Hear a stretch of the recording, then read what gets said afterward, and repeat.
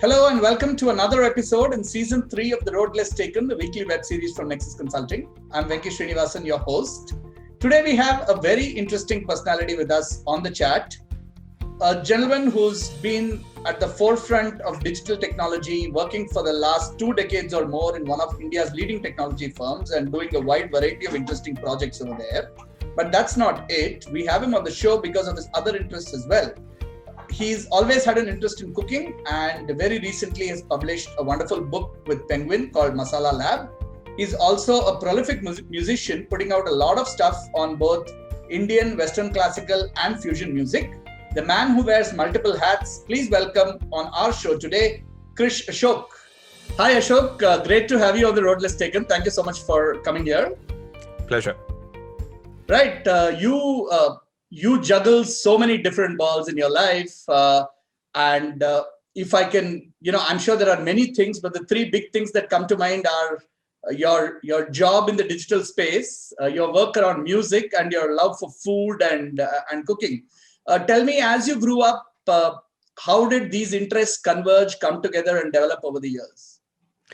I think, so one is that, so my upbringing was slightly mixed in the sense that the father side of the family was the more business and sort of more entrepreneurial. You need to do engineering, kind of mindset. And my mother's side of the family was all music and dance, either music and dance or priests. So it was sort of one extreme.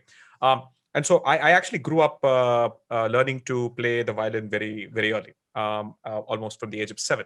So when I grew up all over India.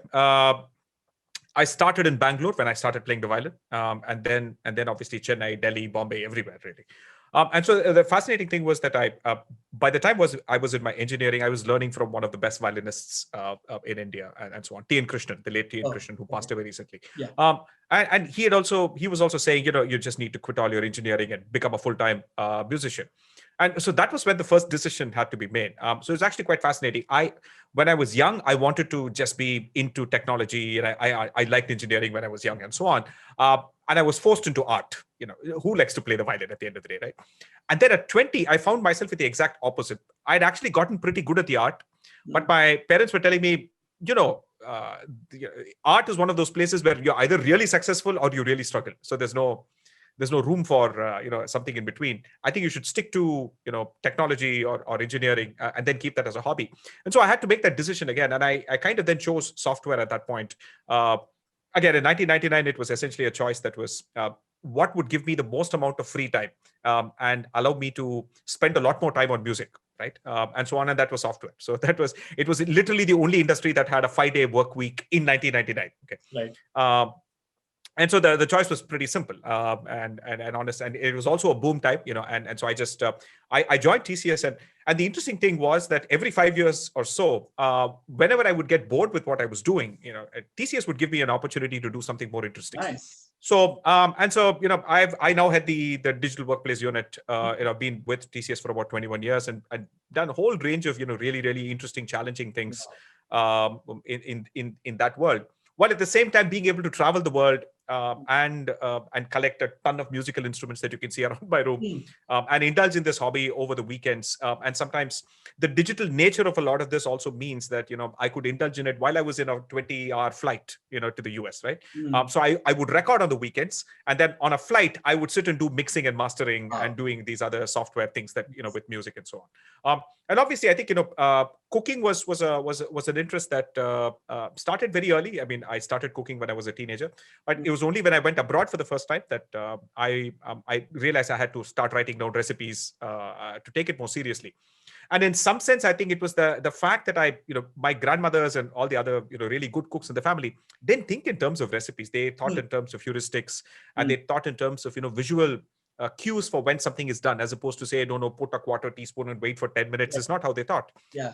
And it was that sort of seed of an idea that ultimately resulted in the book that I wrote last year called Masala Lab on the science of Indian cooking, saying that how do I take all this grandmother's wisdom but translate and explain that with science, so it's easier for people to understand and appreciate and so on. So that essentially, again, it came about as a result of the pandemic, and as someone who cooks daily and has been cooking daily for the last 20 years or so, and I've been painstakingly noting down, data in terms of what I've observed, what works, what does not work, and so on, and traveled the world, so got an opportunity to eat everywhere and don't have any dietary restrictions and so on. So I think it put me in a good position to essentially combine a lot of that. So cooking anyway, you anyway have to do, right? So I'm sometimes cooking in at night while I'm in a call, with some work related things.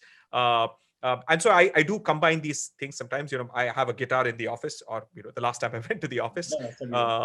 And so, in between, I would just, maybe, strum something and play something. So somebody who sort of believes in, what I call a continuous partial attention, which is this idea of not multitasking per se, but, doing something focused for a short period of time, but doing very different things and sort of context switch. I'm not saying it's a universal value. It works for me, right? I don't think it works for others. People need sometimes long focus, but yeah, it works for me. So I think, that's essentially been this journey of, all of these three hobbies per se. Very interesting. And that nicely segues me into the question about Masala Lab itself. This is the first, you've been writing a lot of stuff on digital and so on, but this is the first book you actually put together. So tell us about the experience of how did the idea of this book germinate? You touched upon it a little bit, and how was the process of actually bringing it together? It was so, as someone who's been writing for a long while, I've been blogging for a long while. Right. So the blog was sort of very well known, and it had a large audience, and then, been doing things on the internet and been writing columns. And so that one sort of common theme across all of that writing was around, essentially this idea of explaining science in simple first principle terms with humor was sort of like something that I felt was a core competency that I should, focus on, right? And, often in the family, people would ask, cousins would ask me to explain, say, gravity or explain something, but in really, really first principle terms, not with calculus or something, but really in very visually intuitive terms. And the reason is that, as someone who grew up studying these things and realizing that I didn't have a great memory, so I couldn't memorize my way out of an exam.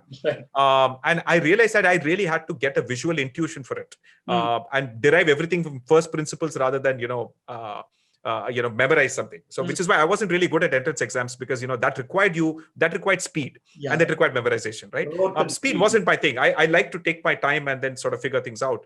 And in that sense, I think, so the whole book writing thing per se, it was really, I could have written this book 5 years ago. In some sense, it was also laziness and, I had other things to do. And to be honest, I think, sometimes in the internet age, we kind of get used to this idea of a very short form, gratification stuff, right? So, people used to be writing blog posts, and then they started writing like tweets, 140 characters. The attention span on your video is now literally 5 minutes, and it's now less. It's 15 seconds or 30-second TikTok videos is what people have the patience for.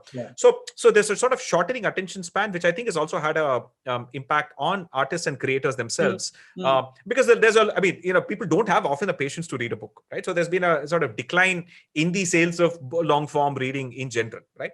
So in some sense, I never really paid attention to that. I always used to think that when I do get down to writing something, it will be in a very creative, interactive Kindle form. It will be on iPad. I was always thinking digital and all of that, right? Never really thought that. But over time, I've come to realize that, there is something to the idea of putting, words on a paper, and you can see behind your wall that this is the oldest form of knowledge management in the world. And no matter what you do in digital, I think while it helps access, I think it helps with search, it helps with research, but the sheer act of just simply reading on paper is not something that you can beat in terms of how you can, get a narrative going and without distractions, without, battery going off and people clicking on something and going off on a link. And so those distractions don't exist and so on, right? So it took a lot of time for me to ultimately get down to that. And the pandemic really pushed the whole thing forward. Penguin said, you really need to write this. And I gave them a bunch of proposals and they picked the food one. That wasn't my first choice. I wanted to write some, humorous science fiction or something like that. And they said, no, nobody wants to read that. Cooking is what people want to read, but cooking science sounds interesting. So that's how that started. But I think the writing process itself, I really had to then, I obviously use the internet to find out what other authors do. The brilliant part about now is that you can go on the internet and find out what great authors and what their methods are. Right. And they're happy to share, and they're happy to share the tools they use. So I used a tool called Scrivener that let me put the layout of the chapters, put the research, and this thing really worked my way through the book in a very structured way. And it was gamified. I set a target of 3,000 words a day, and it would keep reminding me saying that you've only hit 1,200, go write some more. And so I think, it's just those things. So I think the book came together very rapidly, literally about 6 weeks or so. Wow. About 60,000 words. But obviously, because a lot of the research and all of that was already done. It was already so there there. wasn't, So it was more a choice of figuring out what to keep out rather than what to keep in, right? Because I think the other idea was that, it's one thing to write a science textbook of 500 pages, with the tons of citations and tons of diagrams and all of that. But the challenge is to say that but people will not pick up a 500-page book. Yeah. People tend to pick up a 250 is like the sweet spot. Right. And again, for mass, if you really want to reach a mass audience, it's got to be paperback first, right? Selling a 700 rupee hard copy is also not good. So we actually originally decided that we would do hard copy. But then they said, no, I think there is potentially a large audience for this. So let's go paperback first, because I think, it'll, get it into the hands of a lot more people with that 250, 300 price point. And so on. So I think that was the overall process that led to this. Very interesting. And I'm sure the response to the book, has it been on the lines you expected, even better?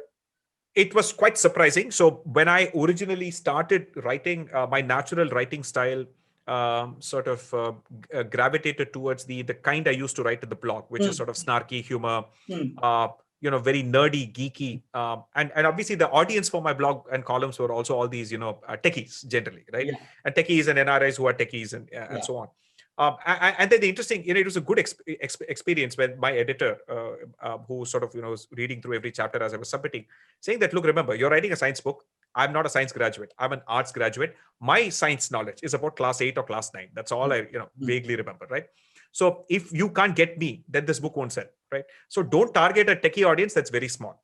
You want to target a larger audience, be more humble, and write it in a way that is a lot more accessible. And so I think it is a good choice that we made. So we cut down on a lot of the jokes. We cut down on a lot of the science fiction references. We made the diagrams a lot more humorous. And we really whittled it down to exactly the things that I think, is absolute basics that everyone could enjoy and so on. And so I think we were quite surprised that it found a pretty sizable audience. I mean, it's been number one on the food bestseller list, 4th month running now. So fantastic. Which is we haven't seen that kind of performance by any new book, unless it's by someone like Chetan Bhagat or someone who's really well known, an established author. First time authors, very, very rare to find this. So it's been sort of pleasantly surprising. And strangely enough, I think it's obviously caught the attention of geeks and engineers and particularly men who are beginning to cook. So that's clearly that audience. Yeah. It's also seemed to have gotten the attention of people who are chefs, because I think they are now gifting this book to all of their family members, and they're saying that, hey, you know what, you keep asking me how I do this. Now you read this. This is the science of it. I'm not able to explain the science because I think it's an art, but somebody's explaining the science. So so go read this and so on. So very nice, very nice. So for those of you watching, please go pick up a copy of Masala Lab if you haven't. It's available in all bookstores and all online shops. So please do go pick that up and continue to keep the book on the bestseller list. Let me come to your world of music. You spoke about having learned the violin, etc. But you also spoke about going around the world, experiencing, interacting with music genres of various kinds, collecting instruments of various kinds. Tell us some of those fun experiences, some of the memorable things that have happened. So obviously, I think when I was young and traveling. Obviously, I used to travel economy class, and as I became sort of more senior, now I travel business class. All my instrument collection happened when I used to travel economy class. You can imagine how painful that is, because I didn't want to check these things in. I would somehow persuade them to let me carry it in the cabin, and it would occupy a lot of space. And often, I would have to sometimes, it would be some passenger who's also a musician and so on, who'd understand and say, okay, fine, you can put this, in my area. I'll keep my bag down and so on. But the interesting thing was that, I having learned Carnatic music, you kind of have this people around you will tell you, as it happens with any other culture, that, oh, this is the greatest thing. Once you learn this, you can do everything and so on. That's not really true. It is a classical art form. It's a great classical art form, but it is limiting in its own way. And the context is in the south of India. That's really what it is. It won't make you any better at understanding jazz music or Western classical music or any of the other really sophisticated art forms, in much the same way that somebody who learns that cannot automatically become good at this. Right. And so I think, I went to the US and then enrolled into Western classical, a piano to start with, because that's easy, and I didn't have to carry something because the piano is there in the class, right? And so on, right? So it's not something you move around, and so it was, and you just need a keyboard, small cheap keyboard at home, and you don't need to change strings. All of that maintenance is not there. So from a theory standpoint, I think so one of the things I really realized is that sometimes a lot of Indian art forms are fantastic art forms, but they're not so great from a pedagogical standpoint, in the sense that the teaching mechanisms are not, shall we say, inclusive. And what I mean by this is that they presume that you will be an apprentice under a master. And there's a guru shishya sort of thing, and that guru will impart that knowledge. And the way you do that is by literally spending years and years with that person, right? Which is fine, but it's not scalable. You get what I mean? I mean, it's not everyone who can live with a guru and have that sort of thing. And they will also be picky and choosy. They will only pick the ones who have the serious. So in that sense, it's not very inclusive. On the other hand, Western classical training is graded along grade 1 through 8. And essentially, at the lower grades, it's really open to everyone, right? You can learn the basics. Anyone can come in and learn the basics, and it is really dead simple, right? It is just a matter of seeing how many grades can you go before you realize that no, this is not for you, right?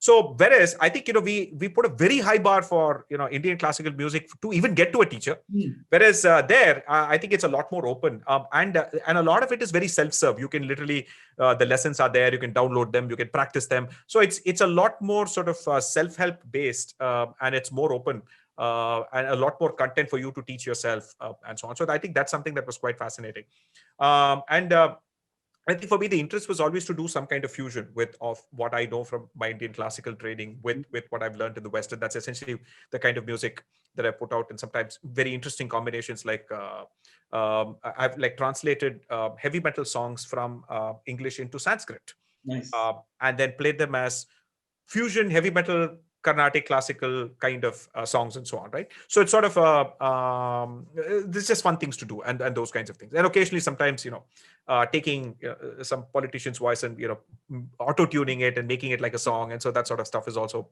occasionally fun. But yeah, so in that sense, I think the musical journey. So we used to the other interesting thing is that it is in the US. It used to be easy to just simply say. Four of us used to say, what, good way to stay in touch is to say, just form a band and go play in a local restaurant or a bar, or anywhere, actually, literally on the streets sometimes, in the downtown and so on, park and all of that. I mean, in India, it's seen as, you're begging for money or something like that, but it's not so there, right? And most people doing that are not doing it for the money. They're doing it for the practice. For staying in touch and so on. And so we used to play in these Indian restaurants, fusion music of, both Western and Indian and so on. And it was a good way to sort of, keep in touch. Some of those things are slightly harder to do in India. But I think it's changing, obviously, in cities like Bangalore and Bombay and all that. I mean, pre-pandemic, of course, all of this live music stuff seems like it used to happen, way in the past. Yeah, exactly. But yeah, so I think, that was the journey in terms of music. Very interesting. You as a creator of content of all kinds, I mean, you do the written word, you do cartoons, images, you do music, etc. And I've seen that you use a wide range of platforms and media these days. I mean, I saw recent tweets about you doing stuff on Twitter Spaces, on Clubhouse, on all of these things. So there are all of these things going on, and you're interacting with various groups of people, getting all kinds of feedback. I'm sure some of it good, some of it downright nasty, and so on. How does a content creator today kind of reconcile with all this? How do you pick the best platform, and how do you stay calm? Yeah, I think it's just, so one is having been on the internet, on social media since 2007. I think building a thick skin is very important. It is, I mean, in the sense that I think, there's a natural, the anonymity of the internet allows people to say things that they would not say in real life. Right? You would walk up to someone in a concert and say that really sucked. But it's easy to leave a comment on a SoundCloud page saying that this is really terrible. This doesn't sound as good as Ilayaraja or something like that. So it's easy for people, to do that. And so, which is also why we say that sometimes that, when you want to judge a book or when you want to judge a restaurant, don't look at the amount of negative comments, because people will naturally leave negative comments. Right. Look at the sincerity of the positive comments, and that will tell you whether, because somebody had to have a really great experience to leave a positive comment. Right. It's either that, or it's a restaurant faking positive comments, right? So that is the separate. So that's where the sincerity has to be there. So in that sense, I think you need to build a thick skin. So which a part of building that thick skin is also about building certain habits that I've over time learned from 2007. First thing is, over time I started turning off notifications in the sense of, so I don't want to process all of this feedback in real time. Right. I will do it 15 minutes, once in 2-3 hours, or at night, or whenever, I don't mind seeing that and so on. The next thing I obviously do is that also that processing of that negative feedback, especially when something goes viral and so on, something gets really, really popular. I've also learned that once it reaches a certain amount of popularity, shut the notifications down. Because what will happen is that beyond a point, lot more people see it and it suddenly becomes popular. Then there's a group of people for whom they think, so many people like it. So there's a cottage industry for saying, let me hate it now, right? So there's a natural sort of, so you want to avoid all of that stuff, right? So it's just posturing for most part, right? And so essentially, so what I do is that on Twitter, my rule is that if it hits 10 retweets, turn off notifications on that post. So I don't see mentions. So I don't get, phone doesn't get back. I might still see sort of mentions so that I reply to people, so that, people don't feel like, I'm not replying and so on. But I don't get constant notifications. Somebody liked this, somebody did this and so on. So there's a certain, I pay very close attention to how much time I'm spending checking for feedback itself. I don't think that's good for your health at all. Right. And I think the other obviously thing is that, as someone who has always been a visual person. The fact that I started writing on the internet was simply a function of the fact that internet was suitable for writing back in 2007. It wasn't as suitable for music or video or audio or any other things. It sort of over time, it evolved into that, right? And so my idea was always that, even on the blog, I would try and see if I could do some Photoshop, some memes and, some visual elements in writing. And then obviously, the natural extension of that is to get into actual music production, this thing. So because that involves both writing as well as dealing with sound.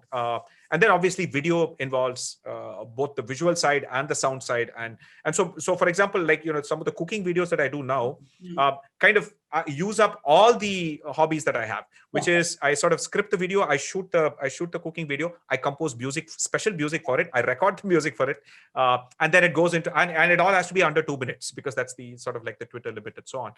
As for platforms, again, it's a question of there are just too many platforms, and I think I personally, if you ask me, I mean, there are content creators who are probably far more savvy. I tend to, historically, I've stayed away from Facebook for most part. As much as possible. Obviously, since the launch of the book, Instagram has become popular, so I have got back on Instagram. But mostly I avoid. So the idea here is to kind of say that whatever is open, good for a specific kind of engagement, right? So the reason I do Twitter Spaces and say Clubhouse or something like that is, again, it recreates something of tremendous value that I used to do in the real life, which is chat with friends. Have an open banter. And by the way, people can't just jump in and say nasty things to you because you control the conversation for most part, right? And then you can bring in people who have interesting things to say at the end. And I think, it's a fantastic thing. So I said, okay, this is a good thing. So maybe I should do half an hour of this, once a week and so on. Likewise, I think, so that's the only thing that's sort of done live per se. All the other things are largely offline. And then, essentially so I'm largely primarily a Twitter centric person, with other things being very secondary in that sense. So that's right. Interesting. Last couple of questions. You hear so many people complaining about, boss, my job's like just not letting me go. The pandemic's made like the working hours and leisure hours all kind of come together. I simply don't have time to, pursue my hobbies. There are lots of things I'm interested in, but I'm never able to do that. But here you are, in a senior role in a large company, leading a serious digital practice over there, and yet finding enough and more time to do all of this. What really explains this? It's so there are no simple answers. I think that one has to recognize that there is a certain privilege that you obviously get as your senior. With obviously the fact that you have a team now, and then as long as you pick the right people, there's an opportunity to kind of delegate and then not have to worry about it and not micromanage them. So there's a certain time cost you impose on yourself if you don't trust the people to do their jobs, and then you constantly have to sort of nag them and so on, right? So there is that, right? So therefore, in the sense that somebody's junior and sometimes simply is just given too much work. I've also gone through that period when I was younger, when there was a project crisis or something like that, and for weeks on end would go and you wouldn't know what you did. You may not have even eaten properly and things like that, slept properly and so on. So we've all kind of go through that. But I think over time, I think it is important you kind of start to draw certain boundaries and get away from certain kinds of toxic work habits. One is to, essentially start focusing on saying that, does this really need a 1 hour meeting? So I decline all 1 hour meetings and say, unless it's like a customer who wants it, internal meetings. If we can't discuss this in half an hour, then, then split it into two. Okay. Nice. So don't do 1 hour. Nobody has the time for 1 hour. And if people send half an hour meetings, I sometimes insist and say, can we do this in 15 minutes and so on. So I think, you have to be razor sharp about clawing back, free time. So as I tell someone that I work really hard for my leisure time, right? In the sense of carving it out, right? And in this philosophy that a good engineer is a lazy engineer, in the sense that you've really got to have this philosophy of trying to automate as much as possible, delegate as much as possible, so that and you do that. And I think it's also one ex-boss in TCS, the CTO. He used to say that it's actually important. Everybody has to follow somebody else's project plan. Okay, you're in a project, you have to follow a project plan. Do you have a personal project plan? I mean, in the sense of, do you have a rough sense of how you spend your time? Not at the granular sense of what you're doing every minute, but are you creating something? Are you consuming something? Are you listening to someone? Or are you talking to someone, presenting to someone, right? So these are all these four things that you tend to do, and you need a balance of all of that. See, if you're not learning, then you become obsolete, right? So if you're only talking to people without learning new things, then you sort of miss that, right? And likewise, I think if you're only learning but not creating, not making new things, then there is a problem as well, right? So it's really about thinking about a personal project plan in terms of roughly, am I spending enough time creating something? So sort of ritualized way of saying that, okay, fine, you know what, I need to read books as part of really continuing to stay updated and all of that. So a reading book happens. I wake up at morning 7 to 8. I read a book because that's when my mind is fresh. It takes everything in. I don't check email at 7 a.m. in the morning. So that's the worst thing you can do. Email is something. Email is something that I check at like after 10 p.m. 10 a.m. Sorry, and so nothing's gonna break down, because if something was going to break down, they would call you, or they would send a Teams message, or they would video chat with you, because people sometimes use email for all the wrong things, and I think it's important to sort of do those kinds of carve out your time. I'm not saying it may work for everyone. Sometimes you might genuinely be in a job that is genuinely difficult. Then you might want to think hard about a change if you're not able to carve out any kind of free time at all. But in my experience, I would say 50% of the onus and responsibility that people shirk on is personal, right? You're not doing good enough of a job of managing your time, and it's easy to blame the fact that you've been given too much work. So I think that's what it is. Great. I think you've also covered what I was going to ask as my last question, which is, what is the one piece of advice you would give to people who are looking to either do full-time or at least, partially seriously focus on non-work, passions and areas of interest? You need first and foremost, this is a very common thing, at least in India, which is that we are told to give up our hobbies by 10th board exam.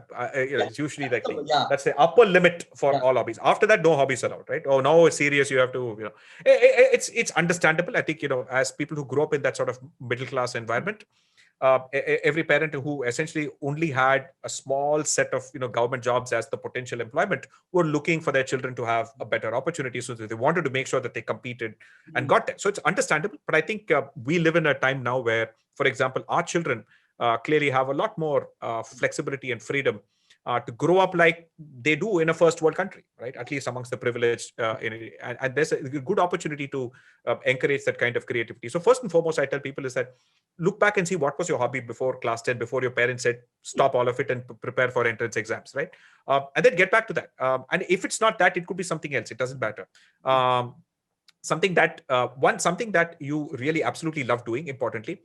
Two, hopefully not that expensive in that it requires tremendously high quality equipment for you to sit and do it. And two, something that you can relatively get better at by spending small amounts of time daily, right? So therefore, maybe sculpture may not be your thing because it can take a lot of time before you make something that is remotely, acceptable, right? I even sometimes tell people that, no, please do not learn the violin because, the mean time to sonic palatability is like 6 years. You have to play for 6 years with great amount of rigor for you to play something you like the sound of. Wow. Pick a guitar. I mean, if a guitar is in tune, it'll sound nice 5 minutes after you play it. Right? A piano or a flute, right? So if you're really serious about music, either learn to sing. The world's greatest and most flexible musical instrument are your vocal cords. If not, pick up something that is not that hard. And so on, right? So, but of course, if you learned violin as a child, then great. You have muscle memory, then you can, continue that. That's great. Yeah. And so I think, it's really about picking a hobby. And then really, and that hobby you have to create something. Hobby cannot be watching something. Okay. Yeah. Right? So that's not a hobby. So I anytime I see a resume that says, what are your hobbies? Watching movies or listening to songs. That's not a hobby. That's passive consumption of content. Yeah. So making music is a hobby. Listening to music is not a hobby, right? So, yeah, wonderful, Ashok. Thank you so much. That was a fascinating conversation. Thank you very, very much. More power to you. Looking forward to more books, more music, all of that from you. Thank you. Pleasure. Absolute pleasure. Hope you enjoyed the conversation with Ashok as he walked through his interests, how some of his enthusiastic, passionate initiatives on non-work related aspects came to fruition. And he gave some very interesting points of advice for people who keep wondering how they can pursue a passion while they're still working in strenuous day jobs. Hope you liked that. Hope it inspired you, excited you, set you thinking. And if it did, please go look up all past episodes of The Road Less Taken. We are in season 3 right now. Past seasons in full and short snackable episodes are available on our YouTube channel, Nexus Consulting. You will also see videos of a lot of quizzes we do over there. Please do go look up our Instagram, Twitter, and Facebook pages as well. We will see you again in another episode of The Road Less Taken with another interesting guest very, very shortly. Until then, it's Venky saying, stay safe, take care, bye-bye.